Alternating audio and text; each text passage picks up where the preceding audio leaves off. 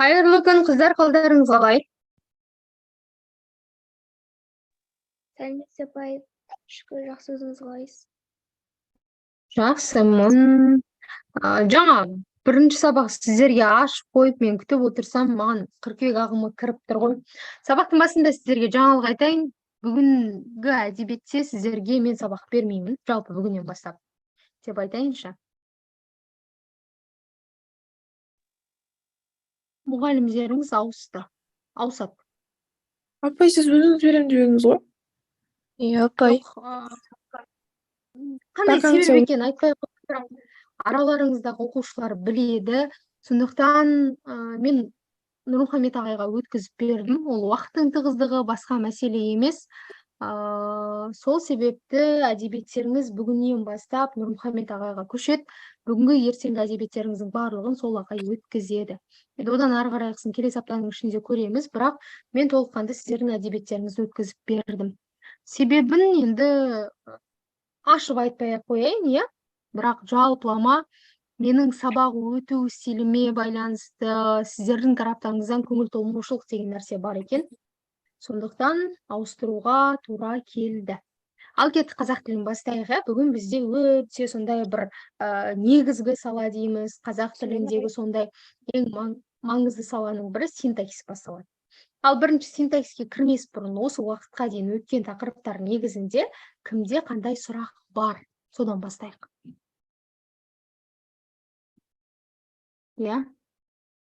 Фонетика саласы, лексика, сөз жасам, морфология, кімде қандай сұрақ бар?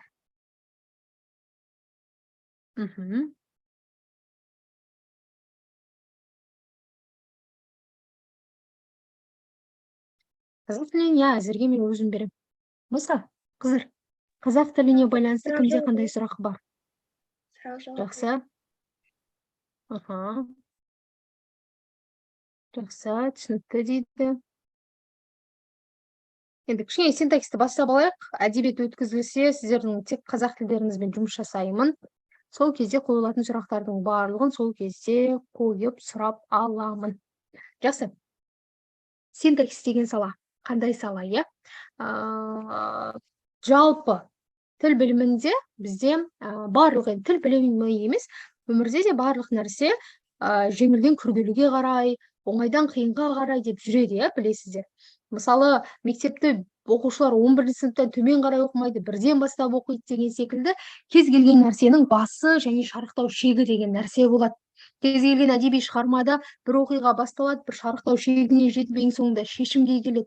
Міне дәл сол секілді біздің қазақ тіл білімі ең жеңіл деген фонетикадан бастау алды да, біртіндеп күрделеніп, ең соңындағы анау күрделінің күрделісі дейміз ғой, самый андай потолок деп айтып жатасыздар ғой. Сонда ең соңғы шыңына жеттік, ол бізде синтаксис деген сала. Бүгін бізде синтаксис саласының бірінші сабағы. Жалпы синтаксис саласында не өтеміз, не білуіміз керек? Ең бірінші сол нәрседен бастайық.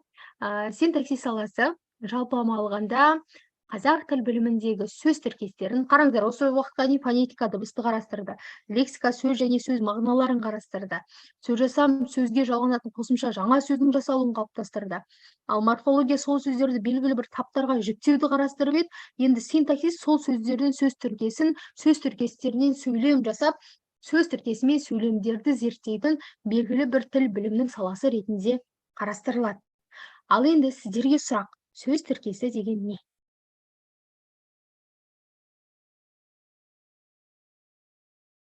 Сөз тіркесі деген не? Сөз тіркесінің әрбір мүшесіне сұрақ қоя алатын едік қой.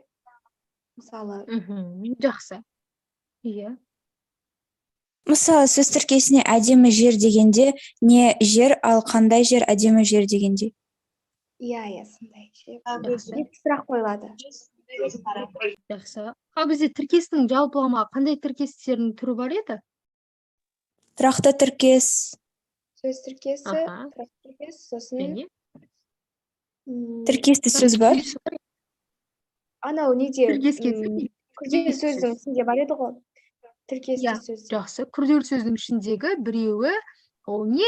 Ол бізде тіркескен сөз немесе тіркесті сөз. Сонда бізде тіркестің 3 түрі бар екен.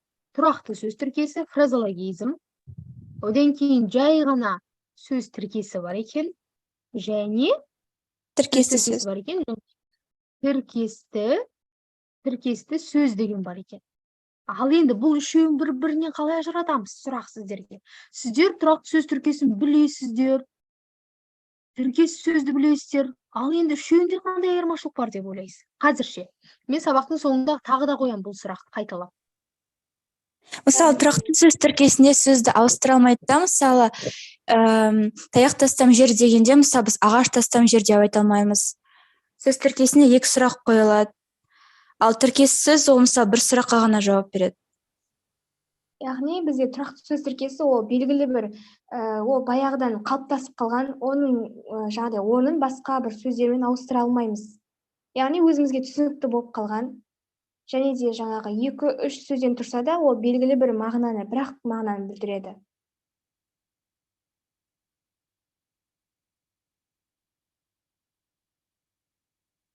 Ал тұрақты дедік, орнын ауыстырмаймыз дедік. Сонда мына сөз тіркесі мен тіркесті сөзді қалай ажыратамыз бір-бірінен?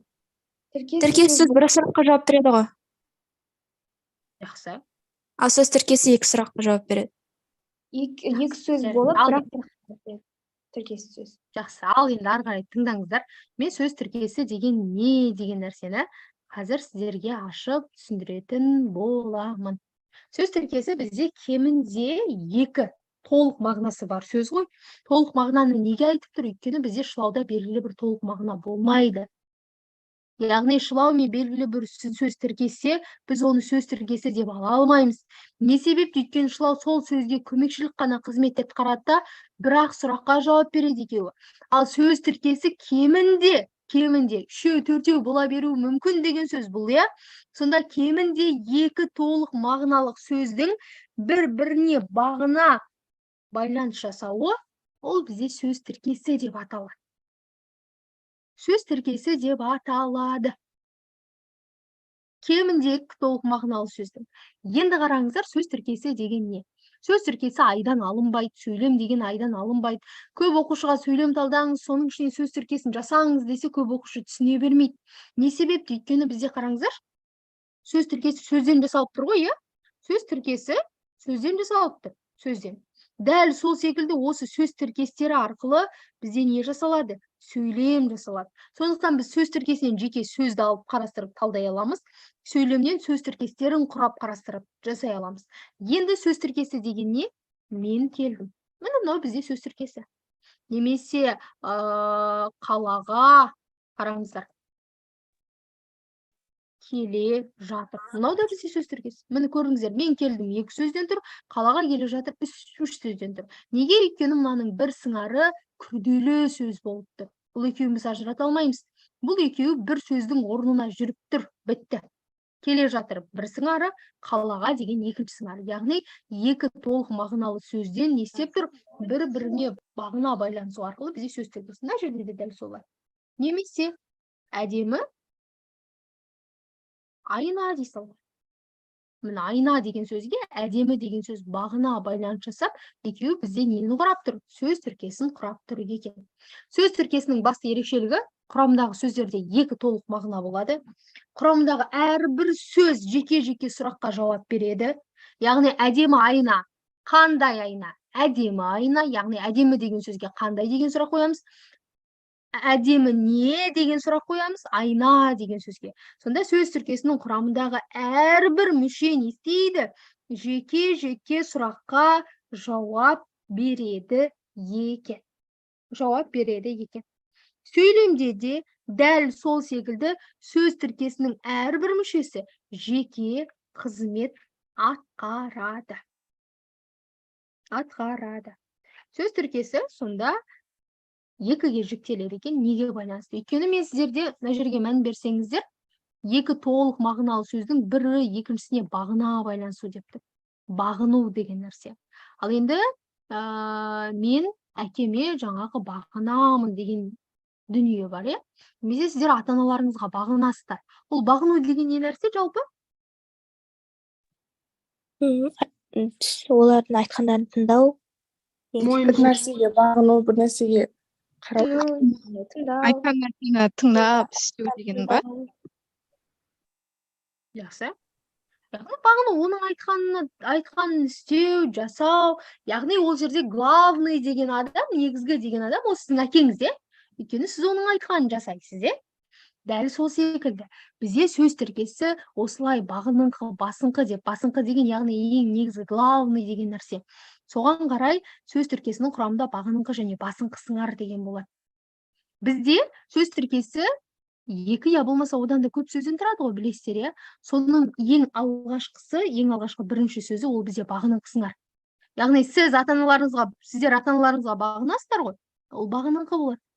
Ал ата-аналарыңыздың айтқаны бәрібір орындалады, ол бәрібір главный ғой, ол басыңқы болады. Ол қалай? Мысалы қараңыздар. Суық, дала десек. Ол жерде негізгі басыңқы сыңар, негізгісі дала. Өйткені қараңыз, сіз дала десеңіз, көз алдыңызға бір зат елестейді, иә? Мән беріңіздер, иә? Дала. Бұл жерде жылы дала болуы да мүмкін еді. Бұл жерде не болуы мүмкін еді? Жаңағы қапырық дала деуде, немесе сары дала деуде мүмкін еді. Өйткені бұл жердегі маңызды главный деген нәрсе осы дала. Яғни осындай сөз тіркестерінің екінші негізгі сөзі тірек болып тұрған нәрсе ол басыңқы сыңар деп аталады. Ал соған бағынып, оның несін, белгілі бір сипатын анықтап көрсетіп тұрған сөз, ол бізде бағыныңқы сыңар деп не істейді екен? Аталады екен. Жалпы сөз тіркесі екі сыңардан тұрады.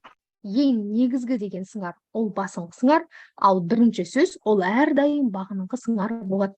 Өйткені бұл жердегі маңызды нәрсе суық екені емес, маңызды нәрсе ол дала. Мысалы, сіздің көз алдыңызға қараңызшы, мен жасыл көйлек деймін, иә? Не елестейді көз алдыңызға? Жасыл түс елестей ме, жоқ көйлек елестей ме? Көйлек. Көйлек елестейді. Бұл жерде маңызды нәрсе, өйткені көйлек бола береді, қызыл да болады. Яғни сіз ана көз алдыңызға елестеп тұрған көйлектің түсін өзгерте бересіз. Жасыл көйлек, қызыл көйлек, ақ көйлек, қара көйлек деген секілді. Ал егер мына жерде мынау қызыл деген түстің өзін ғана алатын болсақ, сіздің көз алдыңызға жай ғана бір точка, бір қызыл елестеуі мүмкін, нақтылы бір зат елестемейді. Сонда нақтылықты беріп тұратын екінші сыңары ол бізде басыңқы сыңар деп не істейді екен? Аталады екен. Немесе қараңыздар, сабаққа бардым. Бұл жердегі маңызды нәрсе сіздің барғаныңыз. Қайда барғаныңыз маңызды емес. Яғни барғаныңыз. Сабаққа бардым десеңіз, сіздің көз алдыңызға кетіп бара жатқан бір іс-қимыл елестейді. Ал егер бардым дегенді алмай сабаққа дей салсам, түсініксіз, иә? Түсініксіз, сіз келдіңіз ба, бардыңыз ба, жүрдіңіз ба, тұрдыңыз ба деген секілді. Онда кез келген сөз тіркесіндегі ең негізгі мағынаны білдіретін екінші сөз ол бізде басыңқы сыңар екен. Ал оған бағынатын, оның қашан болғанын, қайда болғанын, қалай болғанын көрсетіп тұратын сөз ол бізде не екен? Бағыныңқы сыңар болады екен. Кешіріңіз апай, бағанадан бері сұрамай қалдым. Осының алдында қандай еді, мен қалып қалдым апай? Айталып көріп аласыз, иә? Жалпы бағыныңқы басыңқы сыңар. Қараңыз, сөз тіркесіндегі екінші сөз басыңқы сыңар болады, бірінші сөз бағыныңқы сыңар болады. Яғни ол бірінші сөз екіншіге бағынды деп айтасыздар. Главный ол жерде әрдайым оны тиянақтап тұрған екінші сөз. Ал енді мектепке келе жатыр. Доп ойнады. Апамның киімі. Осы үш тіркестегі нені анықтаңыздаршы?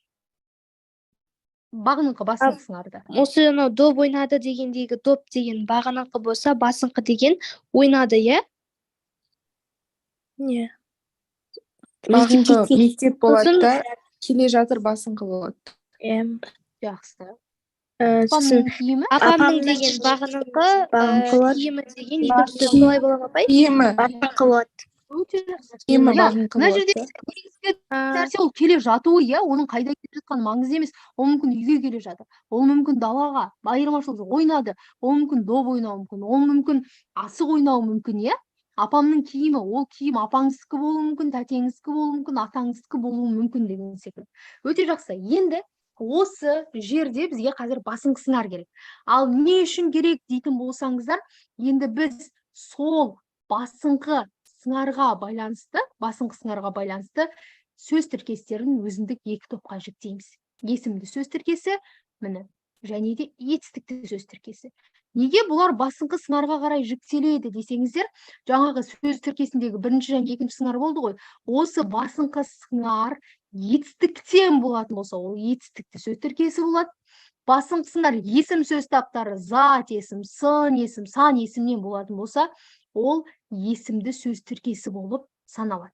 Сонда бұл жерде негізгі қызмет атқарып тұрған сөз басыңқы сөз болғандықтан, басыңқы сөз қай сөз табынан болып тұр, соған байланысты сөз тіркесі, есімді сөз тіркесі, етістікті сөз тіркесі болып жіктеледі екен. Енді қараңыздар, әдемі көйлек, мынау бағыныңқы сыңар, мынау басыңқы сыңар. Енді басыңқы сыңар көйлек, бұл зат есім, яғни есімді сөз тіркесі болады. 5 оқушы, қараңыздар, оқушы, басыңқы сыңар, басыңқы сыңар. Басыңқы сыңар оқушы кім? Ол зат есім, ол да бізде есімді сөз тіркесі. Құрметті, құрмет деген сөз басыңқы сыңар. Құрмет деген бізде зат есім, бұл да есімді не болады? Сөз тіркесі болады. Енді дәл міне неге әдемі 5 анасына дегендер қызмет атқармады, соған қарайық. Өйткені сөз тіркесі мына бағыныңқы сыңарға қарамайды. Яғни бағыныңқы сыңарда қандай сөз тұр маңызды емес. Ол жерде есімше жалғанған етістік тұр ма, басқа сөз табы тұр ма, маңызды емес.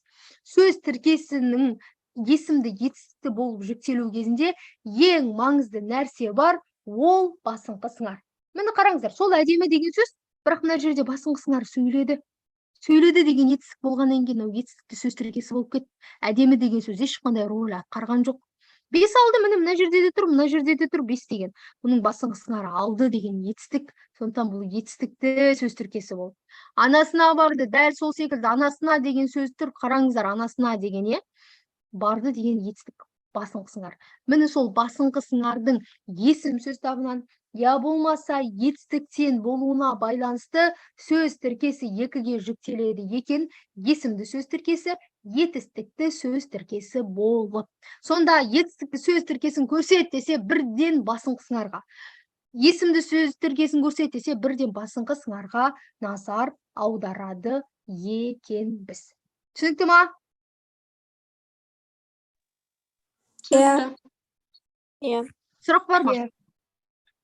Жоқ. Апай, бағыныңқы болса, есімді сөз тіркесінде болса, бірінші бағыныңқыға, е?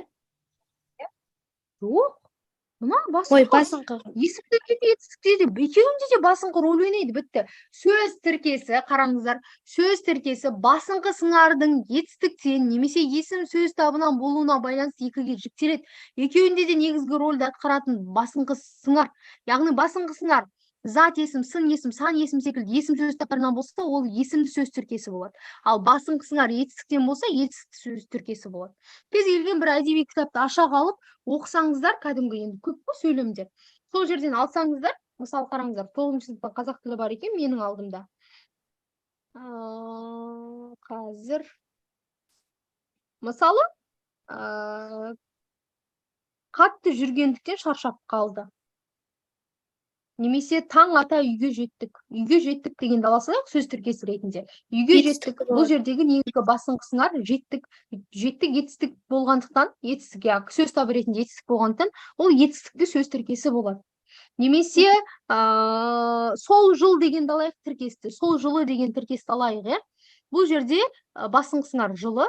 Жылы деген ол бізде есім сөз табы, сондықтан ол есімді сөз тіркесіне жатады. Түсіндім. Немесе баламалы энергия ғой. Не істеді мысалы? Баламалы энергия дейміз. Басыңқы сыңар энергия. Ол жердегі энергия деген зат есім, сондықтан ол бізде есімді сөз тіркесі болады. Яғни сөз тіркесі басыңқы сыңарына байланысты осы екі топқа жүктеледі екен. Сұрақ болмаса келесі бізде синтаксистік қатынастар деген нәрсе бар. Яғни сөз тіркесіндегі синтаксистік қатынастар. Қараңыздар, анықтауыштық, толықтауыштық, пысықтауыштық қатынас. Мен мысалмен жазып қойдым. Сонда бұлар неге байланысты осы топтарға жүктеледі екен? Соны айтыңыздаршы, ойланып көріңіздерші, мысалдарға қараңыздар. Және анықтауыш, толықтауыш, пысықтауыш. кім жауабын таба алады екен? Біз неге бұлай бөлеміз? Неге анамның шайы анықтауыштық? Неге анасына жақын деген толықтауыштық? Ауылға келді деген неге пысықтауыштық қатынас? Біз неге қарай оларды топқа бөлдік? Апай, себебі Әлде анықтауышта мысалға кімнің ненің дейміз ғой, мысалға кімнің анамның, ал толықтауышта анасына, яғни кімге, неге, мысалға анасына дейтін болсақ, ал пысықтауыштық қатынаста қайда деген сұрақ бар ғой, иә? Қайда, мысалға ауылға деген секілді. Жақсы. Сонда неге Сондай. назар аударады екенбіз? Сұрақтарына мысалға анықтауыштың әртүрлі сұрақтарға жауап беретін. Түрлендіру үшін. Бұл жерде де бағыныңқы басыңқы сыңар деген бізге көмекке келеді. Неге десеңіздер, міне, біз жаңа айттық, бірінші сөз бағыныңқы сыңар дедік, екінші сөз басыңқы сыңар дедік. Енді не істейсіздер? Мына басыңқы сыңардан, мына жерде тұратын басыңқы екінші сөз бар ғой. Сол сөзден бірінші сөзге анықтауыштың сұрағын қойсаңыз, ол анықтауыштық қатынасы болады. Мына екінші сөзден бірінші сөзге толықтауыштың сұрағын қойсаңыз, ол толықтауыштық қатынасы болады. Дәл сол секілді екінші сөзден бірінші сөзге пысықтауыштың сұрағын қойсаңыз, ол пысықтауыштық қатынас болады екен. Бұл жерде сіздерге көмекке келетін сөйлем мүшелерінің сұрақтары. Осыны жақсылап естеріңізге сақтап алсаңыздар, сіздер емін еркін ажырататын боласыздар. Қараңыздар, анамның шайы. Енді негізгі басыңқы сыңар шайы. Енді мынаған сұрақ қоямыз, кімнің деген сұрақты қоямыз. Кімнің деген анықтауыштың сұрағы, сол себепті бұл анықтауыштық қатынас. Отбасы, ол қандай отбасы? Өнегелі, қандай деген анықтауыштың сұрағын қойып тұрмыз. Көрдіңіздер ма? Бұл бізде анықтауыштық қатынас. 17 бала негізгі басыңқы сыңар. Сұрақ қоямыз, қанша деген анықтауыштың сұрағын қоямыз. 17. Мына басыңқы сыңардан бағыныңқы сыңарға мен анықтауыштың сұрағын қойдым да, солай бұл анықтауыштық. Кешегі сабақ, қашанғы сабақ? Кешегі. Бұл да бізде анықтауыштың сұрағы. Толықтауыш жақын, кімге деген сұрақ қоям? Барыс септігінің. Нені деген табыс септігінің сұрағын қоям? Кімді деген табыс септігінің, дәптерде, неде деген жатыс септігінің сұрағын қоям. Міне, толықтауыштың сұрақтарын басыңқы сыңардан бағыныңқы сөзге қою арқылы бұлар толықтауыштық қатынас болды. Дәл сол секілді пысықтауыштық қатынас бар. Келді, қайда деген сұрақ қойылады. Жүрді, қалай деген сұрақ қойылады. Барады, қашан, сөйледі, қалай. Көрдіңіздер ма? Қалай, қашан, қалай, қайда деген секілді басыңқы сыңардан бағыныңқы сыңарға пысықтауыштың сұрақтары қойылып, бұлар бізде не істеді? Пысықтауыштық қатынас болды. Түсінікті болды ма? Не себепті? Пысықтауыштық, толықтауыштық, анықтауыштық қатынас болып бөлінетіні? Иә. Жақсы. Енді былай жасаймыз, қараңыздар. Бізде бүгінгі тақырып осымен аяқталады. Не себепті? Өйткені ары қарайғы нәрселер ол сөздердің байланысу тәсілі түрі дегенге кетеді. Олар күрделі, олардың барлығын біз жеке-жеке өтетін боламыз біртіндеп. Енді қазір қалай жасаймыз, Сіздерге шамамен 15 минуттай уақыт берем. Ол уақытта не істейміз? Ең бірінші мына нәрседен бастайық.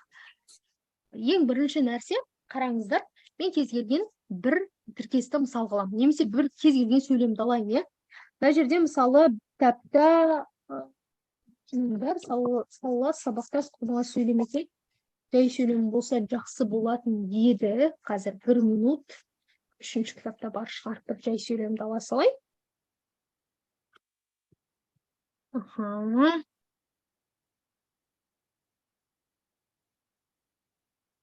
Қазір мақтасу, меңгеру, қабысу дейді. Жай сөйлем қайда? Жалпылаушы мүше, оқшау сөз.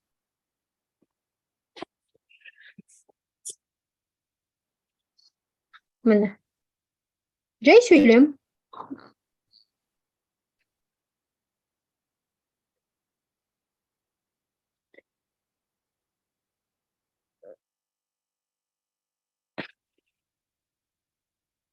Қаптаған аттылар маған қарады.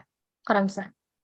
Қаптаған аттылар маған қарады. Міне осындай сөйлемді аласыздар. Біз айттық сөйлем сөз тіркесінен құралады деп. Яғни мына жерде бірнеше сөз тіркесі бар деген сөз, иә. Енді бұның ішінен бірінші сөз тіркесін құрастырып аламыз. Қаптаған аттылар, одан кейін маған қарады, аттылар қарады деп үш сөз тіркесін құрап алдық. Енді бұларды талдаймыз. Қалай талдаймыз? Ең бірінші, бұлар сөз тіркесі екені түсінікті, иә. Енді ары қарай бұлар есімді ма, етістікті ма, соны талдаймыз бірінші. Аттылар, мынаның басын қысыңар, аттылар. Аттылар деген бізде аттылар. Яғни бұл жерде не істеп тұр? Есім сөз табы болып тұр, сондықтан бұл есімді сөз тіркесі. Ал енді қандай қатынас деген кезде, мына аттылар деген сөзден қаптаған дегенге сұрақ қоямыз. Қандай аттылар дейміз? Қаптаған аттылар дейміз да. Бұл бізде анықтауыштық қатынас болады. Маған қарады. Енді қараңыздар, бұның басын қысыңары қарады. Қарады деген бізде етістік. Сол себепті бұл етістікті сөз табы болады. Ал енді қарады дегеннен маған деген сөзге сұрақ қоямыз. Кімге қарады олар? Маған қарады. Кімге деген сұрақ толықтауыштық, сондықтан бұл толықтауыштық қатынас болады. Ал енді келесі аттылар қарады. Басын қысыңары қарады. Қарады деген бізде етістікті болады. Ал енді мынаған кімдер деген сұрақ қоямыз. Кімдер деген анықтауыштың да, пысықтауыштың да, толықтауыштың да сұрағы емес. Ол қандай қатынас болады? Әлде.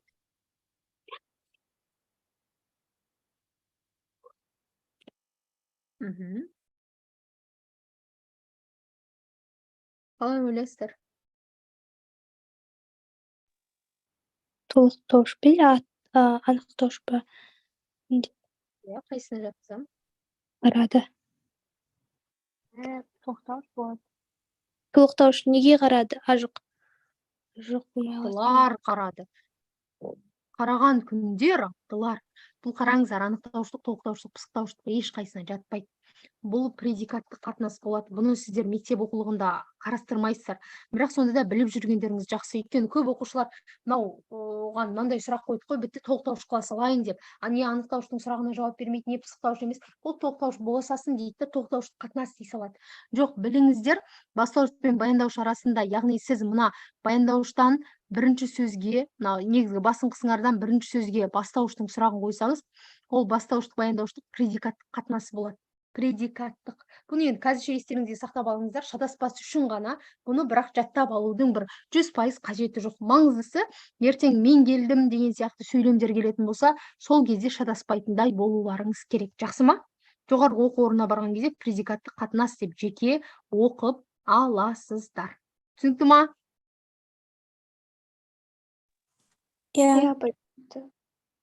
Ал енді қыздар, кімде қандай сұрақ бар? 11 қыз отырсыздар. Маған мына нәрсе түсініксіз болды деген сұрақтарыңыз болса қойыңыздар, сосын тапсырма беремін. Апай, сол жаңа сабақтың басында осы бағыныңқы, басыңқыдан бастадыңыз ба? Содан бастадық. Яғни мынау біріншісі бағыныңқысыңар, екіншісі басыңқысыңар деп тоқталды. Жақсы, онда жарайды апай. Дилназ, Қарақат, Айғаным, Аймира, Арайлым, Нұрбақыт, Жанерке, Шахназ, Мархабат, Аяулым. Кімде қандай сұрақ бар?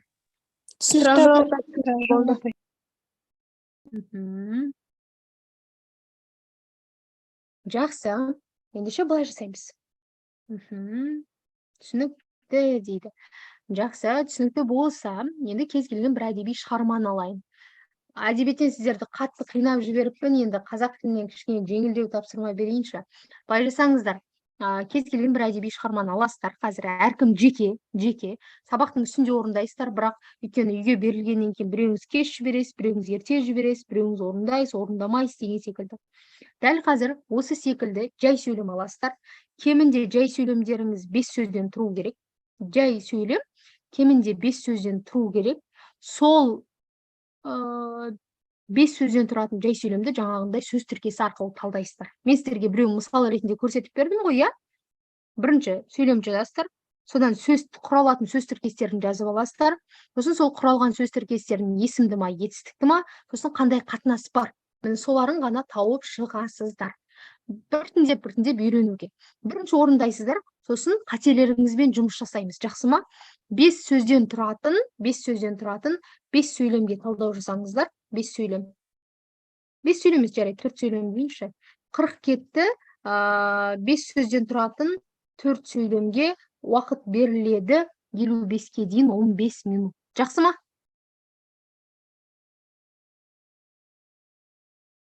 Түсінікті ма? Иә, апай. апай. Ең кемі 5 сөзден тұратын кез келген жай сөйлемге сөз тіркесі тұрғысынан талдау жасайсыздар. Яғни белгілі бір анам келді деген сияқты бір енді ішінен шығады ғой тіркес, осыны талдайсыздар. Бұның басқысыңар келді, ол етістіктен болып тұр, сондықтан бұл етістікті. Одан кейін бұл жерде кім келді деген сұрақ қоямыз. Кім деген бастауыштың сұрағы, сондықтан бұл предикаттық қатынас.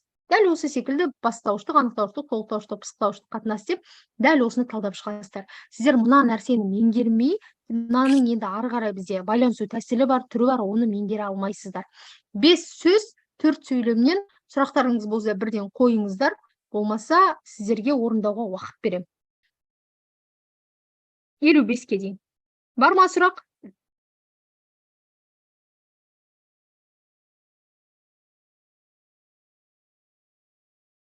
Жақсы, сұрақ болса сұрақ жоқ болса кеттік. 5 сөзден, ең кемі 5 сөзден тұратын 4 сөйлемді маған дәл қазір 15 минутта талдап беріңіздер. Сосын қыздар 5 жерден қарамай, қазір не түсіндіңіздер, соны ғана белгілеңіздер, жақсы ма? Соны ғана орындаңыздар, болды.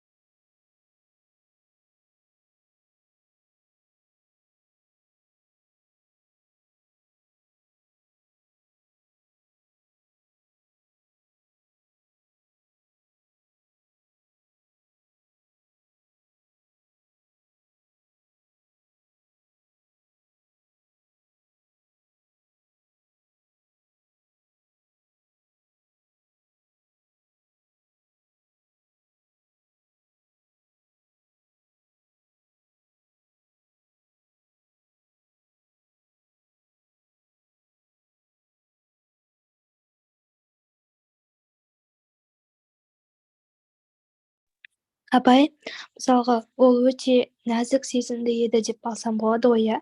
Сөз тіркесіне келе ма? Ол өте деген.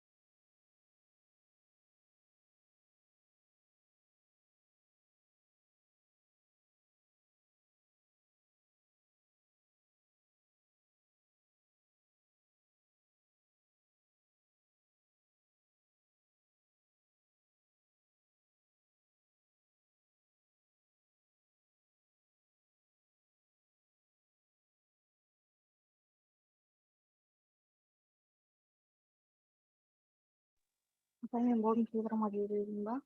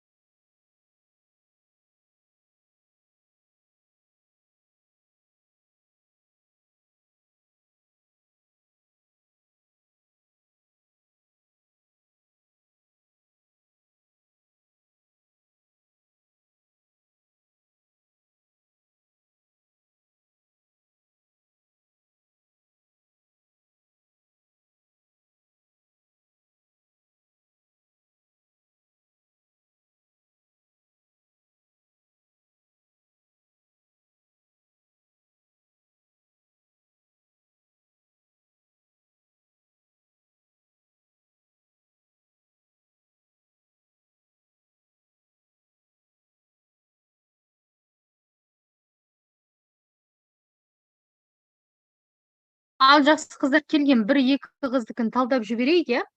Бастай берейік, қалғандарыңыз орындап жібере берерсіздер. Тыңдай отырыңыздар.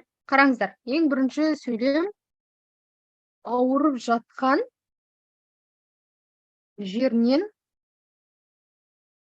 қалай тұрғанын білмей қалды. Ең бірінші сөздер бұл жерде қандай тіркестер қолданылады? Ауырып жатқан жері болады. Бірінші сөз тіркесі осы. Ол білмей қалды деп бізде бастауыш жасырын кетті. Ол білмей қалды деген болады. Ол білмей қалды. Нені қалай тұрғанын білмей қалды. Міне осындай үш тіркес қолданылады. Енді қараңыздар, ауырып жатқан жер. Жер деген бізде негізгі не болады? Жер деген бізде басыңқы сыңар.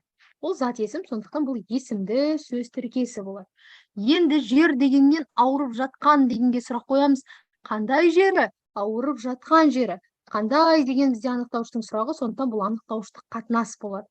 Ол білмей қалды деген негізгі несі? Ата. Басыңқы сыңары етістік, сондықтан бұл етістікті сөз тіркесі болады. Одан кейін білмей қалған кім? Ол предикаттық қатынас, зат есім, бастауыштың сұрағы қойылып тұр. Ал қалай тұрғанын білмей қалды, бұл етістікті.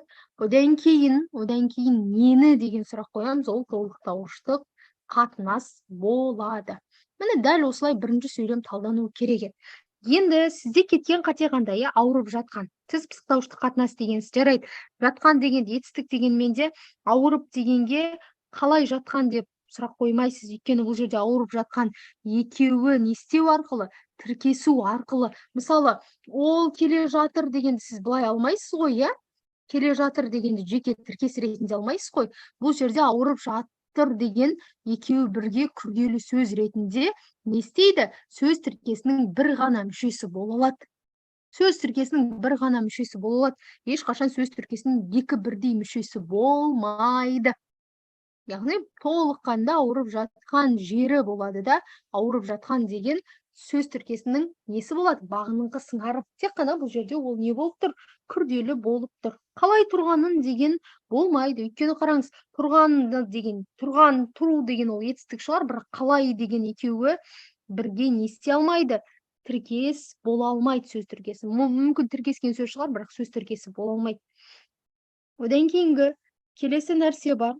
Келесі нәрсе ол сіз жіберген ауырып қалды. Бұл жерде ауырып қалды деген мүлдем ауырып жатқан жер, ауырып жату деген нәрсе ол жерге қатысты нәрсе.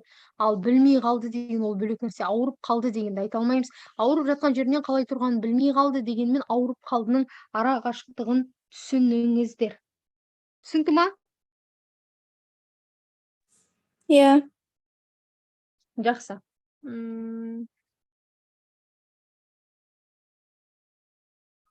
Альмира, сіз тек қана не алғансыз? Тіркестер алғансыз. Мен сөйлем аламыз дедім. Жоқ апай, мен сөйлемді көкпен белгілеп қойдым ғой, сосын талдадым. Жақсы, ертең келеді деген бірақ сөйлем алыпсыз. Көпшіліктің мен не дедім? Мен ең кемі 5 сөзден тұру керек дедім. Жоқ апай, ана астын қараңызшы, еш көпшіліктің деген галочканы алып қойдым ғой бәрін. Иә, астыларын көріп тұрмын. Көпшіліктің арманы есімді. Көпшіліктің, сіз керісінше сөйлемді астына жазғансыз. Сонда, біріншіде. Біріншісін Қалдау жасаған. Соны түсінбей отырмын ғой. Жақсы. Әсемнің гүлі де солып жатыр. Әсемнің гүлі деген болады, сосын гүлі солып жатыр деген болады. Екі тіркес болады. Әсемнің гүлі деген, гүл деген басыңқы сыңары есім сөз табы, сондықтан есімді кімнің, әсемнің анықтауыштың сұрағын қоямыз. Анықтауыштық қатынас болады. Сосын гүлі солып жатыр деген етістікті тіркес болады. Солып жатқан не, гүлі бастауыштың сұрағы қойып тұр, ол предикаттық қатынас болады. Қате бар әлі. Қате бар. Келесі Жанеркенің жібергенін. Қыздардың ортасына Шәмшидей кірді. Ой, бұл Шәмшидейінен бастайын деп жатырмын ғой, Құдай-ау.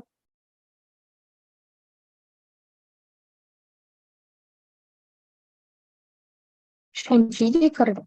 Енді осы сөйлемді ары қарай жалғастырамыз. Ең бірінші қыздардың ортасы болады. Сосын кірген кім? Шәмши кірді. Қыздардың ортасына кірді деген болады. Мені осыны аламыз. Толыққанды тіркес ретінде осыларды аламыз. Қыздардың ортасы. Көмекші сөз ретінде беріледі. Орта деген бізде көбіне. Немесе кейбір жағдайда есім сөз табы ретінде қолданылады. Есімді тіркес болады. Кімдердің, қыздардың анықтауыштық қатынасы ретінде аламыз. Шәмши кірді. Кірді деген басыңқы сыңары етістік. Сондықтан бұл етістікті не болады? Сөз табы болады. Кім кірді? Шәмши предикатты қатынас болады. Қыздардың ортасына кірді. Қараңыздар. Кірді деген етістікті сөз тіркесі екен басыңқы сыңары кірді. Қайда кірді? Қыздардың ортасына. Қайда деген пысықтауыштың сұрағы, яғни пысықтауыштық қатынас болады. Дәл осылай талдау жасауыңыз керек еді. Анам бүгін тойдан базарлық әкелді дейді. Ал осы сөйлемді талдай қараңыздар. Анам бүгін тойдан базарлық әкелді.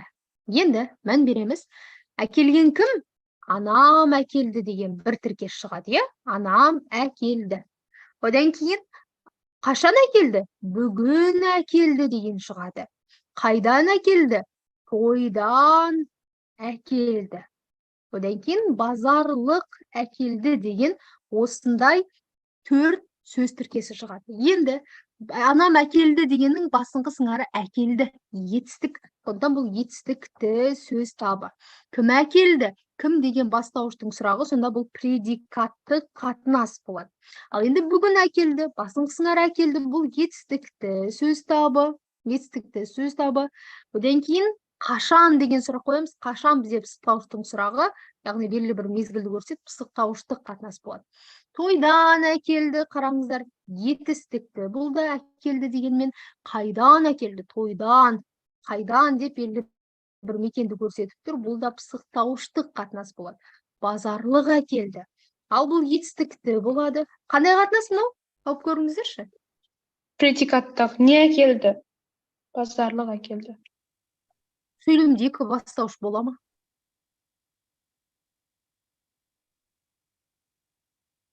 Баяндауышты емес па? Баяндауыштық қатынас болмайды ешқашан. Предикаттық қой, апай. Апай, нені болмай ма? Я нені, манам бүгін тойдан базарлықты алып келді. Жақсы, өте жақсы. Толықтауыштық қатынас болады. Міне осылай талданады. Ал енді келесі тағы біреуіңіздің сөйлеміңізді алайын. Қателеріңіз болса қарап отырыңыздар, есімдеріңізді атап өткен жоқпын, жалпы келген бойынша ашып көріп, сосын талдап жатырмын. Қазақстандық боксшы Олимпиада чемпионы атанды.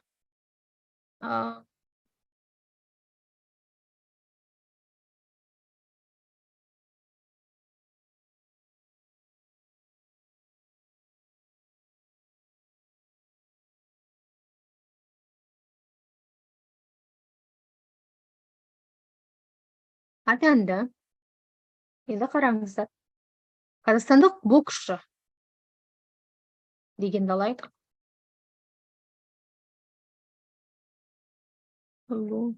Боксшы. Сосын чемпионы атанды. Сосын Олимпиада чемпионы. Мұны осындай тіркестер шығады. Мынау есімді қандай анықтауыштық, атанды етістікті, предикаттық. Мына жерде есімді Олимпиаданың ілік септігі жасырын келіп тұр. Анықтауыштық қатынас болады. Түсінікті ма, қыздар? Я апай, түсінікті болды. Кімде қандай сұрақ бар, қыздар? Бірден қояйықшы. Менде мынандай сұрақ бар дейтіндей. Кімге не түсініксіз болып жатыр қазақ тілі бойынша? Кімде қандай мәселе бар? Апай, маған мынау түсініксіз, мен мына нәрсені мүлдем түсінбей жатырмын, маған қиындық тудырып жатыр дейтін нәрсе бар ма, қыздар? Зелназ Қарақат маған мүлдем жіберген жоқсыздар. Айғаным жіберген жоқпыз. Альмира жіберді, Ақжайық жіберді, Арайлы маған жібермедіңіз. Нұрбақыт чатқа жіберді, Мархабат жіберді. Шахназ не үшін үнсіз отырмыз, қыздар? Жаңа есімін атаған қыздар. Шахназ, Арайлым, Айғаным, Қарақат, Зелназ осындамыз ба? Иә. Қыздар? Иә, апай, қазір аяқтап отырмын.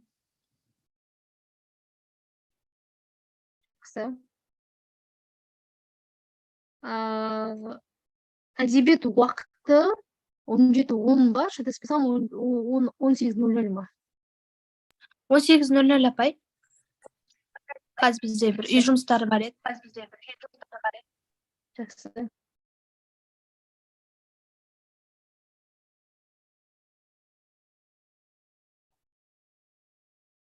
Басқа қандай сұрақ бар, қыздар? Зелназ Қарақат.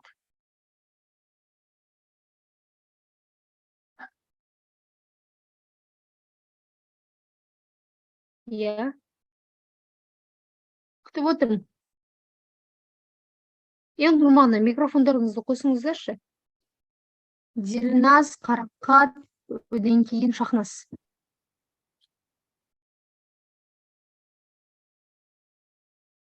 Толықтауыш, анықтауыш деген енді. Қазірше сұрақтарын жаттап алыңыз, Ақжай. Біз оларға әлі келген жоқпыз. Басты сұрағын жаттаңыз. Одан кейін сөйлем талдау барысында сұрақ қалай қойылатын, неден кейін неге қоямыз деген нәрсені өтеміз. Ең бірінші, қазір әлі біз сөйлем мүшесіне жеткен жоқпыз. Сіз оғанға дейін сөйлем мүшесінің сұрақтарын жаттай беріңіз. Бір-бірімен байланысты ғой, былайша айтқанда. Естеріңізде болса, біз бір тақырыпты өтіп кеткеннен кейін оған енді келеміз деп жалпылама өткенбіз, яғни кейін болашақта тағы тоқталамыз деп. Өйткені бір-бірімен байланысты нәрсе деп. Зелназ Қарақат, Сіздерді күтіп отырмын. Шахназ.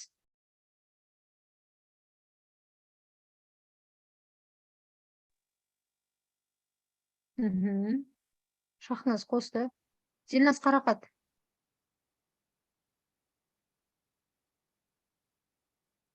Бізға қыздар, кімде қандай сұрақ бар? Кімге не түсініксіз? Ұялмай қойыңыздаршы, маған мынау түсініксіз, мен мынаны түсінбей жүрмін деп. Түсінікті апай.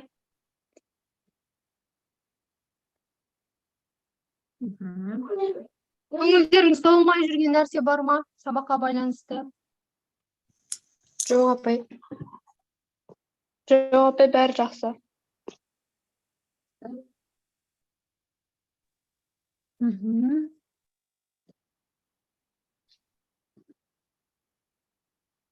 Нұрбақ телеграмға да жіберіп қойды, жақсы. Жаңа толық сөйлемдеріңізді соңына дейін тексермедім ғой, қалғандарын тексеріп, қатесі болса айтамын, иә, жақсы ма телеграмнан? Қайдан жіберіңіздер, сол жерге жазып жіберемін. Дариға жоқ, иә, бізде? Енді алдағы уақытта аптасына 3 рет сіздермен қазақ тілінде кездесеміз. Сосын қосымша зачеттің уақытын қоямын.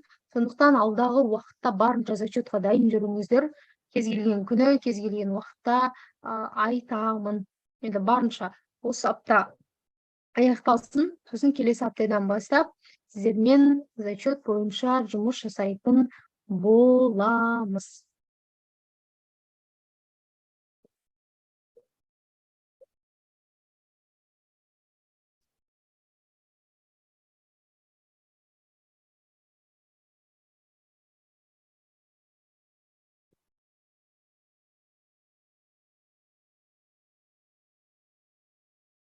Сабақ түсінікті ма? Иә апай. Иә. Сұрақ, ой, идея, ештеңе жоқ па? Жоқ апай. Жақсы ендеше, ертеңгі қазақ тілінде кездескенше аман болыңыздар, сау болыңыздар. Сұрақтарыңыз болса бірден қойыңыздар. Жақсы ма? Жарайды. Сау болыңыз. Жақсы. Апай, WhatsApp нөміріңізді қалдырып кетіңізші. Чатқа жаза салайын, иә, чаттан ала саларсыздар. Жіберіп қойдым. Жақсы, аман болыңыздар, сау болыңыздар, чаттан аларсыздар. Келесі кездескенше.